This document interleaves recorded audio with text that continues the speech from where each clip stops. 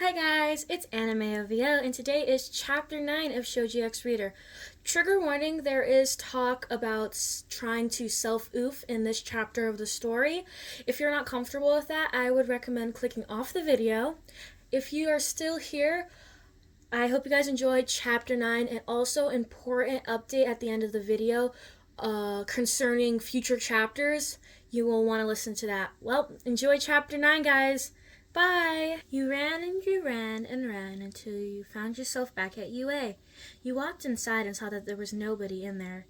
You walked around for a bit. You were still crying. You were pretty sure this was your last hour to live. You ran to Aizawa-sensei. Yin, what are you doing? Walking, you said as you ran off. With no further words, you ran to the roof and locked the door behind you. You wrote a few notes to the people you cared about. Dear Katsuki Bakugo, I'm sorry. Please be stronger than me. You opened up to me when nobody else would. You helped me get stronger, but I'm still weak. Yin. Dear Ochako, I'm sorry. You talked to me, you helped me, you connected with me. You're stronger. I hope it works out for you. Yin. Dear Takayami, I'm sorry. You were an amazing friend. You're strong, you're nice, you helped me in so many ways. Please be stronger than me. Yin. Dear Mizo, I'm so sorry. I knew you're stronger. You always have been. I admire you, you befriended me, and I love you for that. I love you for so many reasons. I'm so sorry doing this to you. Don't let Shigaraki get you. Please. Dear Yin. You cried as you wrote these letters. You placed them underneath your binder and you stood up on the roof ledge. Shoji was walking next to the building in front of UA. You kissed your finger and pointed in his direction. Before you turned away, he looked up. He saw you and his eyes widened and you gave a sad smile. You waved to him and you whispered, Goodbye, Shoji. You walked over to the other side of the roof and the wind was blowing everywhere and your hair stuck to your wet, tear-covered face. You spread your arms and stepped off. Before you could, a bunch of large arms wrapped themselves around you. You turned around halfway off the building to see a worried, scared, sad, shocked, and crying Shoji. Yin! The wind blew his white hair out of his face to reveal his face. His mask was pulled down and he was crying. He picked you up and set you down on the ground. His hands were on his shoulders and he looked into your sad, tired eyes. Mizo. He leaned in and kissed you on the lips. When you pulled away, you both were still crying, and his hands moved to your face. He wiped your tears away with his thumb, and he brushed a piece of hair out of your face and gave you a smile. Now I can see how beautiful your face is, he said. You broke down in tears and collapsed to the ground.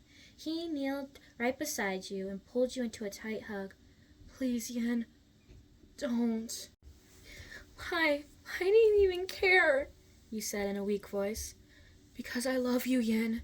You looked up at him and he was still crying, but he was smiling too. His mask was still pulled down and he was smiling. I need you, Yin. I need you, Shoji. I love you too. You cried into his chest and he just held you for a while until Aizawa burst through the door. Yin! He looked over at you and Shoji. You had your hand over your mouth and was sobbing into it. Shoji's mask was still down. Mr. Aizawa, she... I know. That's why I came up here. Aizawa had known you were going to try to throw yourself off. He thought about it as you walked away the halls, tears all over your face. Aizawa walked over to you and kneeled in front of you. Yin, don't give up. Not yet, okay? You couldn't look at him, but you nodded your head. You hadn't had the chance to move into the dorms yet, and you weren't about to go back to your house. So Shoji took you to his dorm. He picked you up bridal style and carried you to his dorm. Once you two got there, he sat you on his bed and hugged you before going to get dressed in his bathroom. After he got out, he sat on the bed holding a shirt. Sorry, it's a bit small. I've never really liked big things. You nodded your head. You understood that. Here, he said, handing you the shirt. When you went to the bathroom to get changed, you had taken off the old shirt that was soaked in the rain. When the door opened behind you, a pair of arms wrapped around you from behind, and you heard Shoji say, I'm waiting, he said before leaving. You blushed a million shades of pink. Once you had the shirt on, you walked over to his small bed and laid next to him facing the wall. About 10 minutes later, Shoji had wrapped his many arms around you, and you fell asleep easily that night. Whoa, that was a close one. I'm so glad Yin has Shoji in her life to keep her safe from her own self. Anyway, I have an important notice and update about concerning the future chapters. So the original story after this chapter got really flaky, where chapters were not making sense with the plot of where the story follows.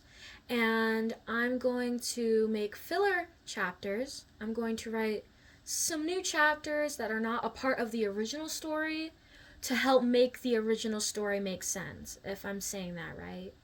So I'll be saying filler episodes, filler chapters, so the original chapters make sense because it went from one scene to another scene, which made it very confusing and hard to follow along with the original story.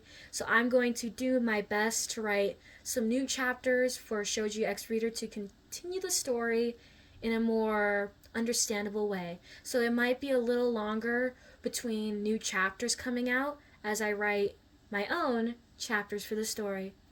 Well, thanks for listening in to Chapter 9 of Shoji X Reader. I'll see you guys in Chapter 10. Bye!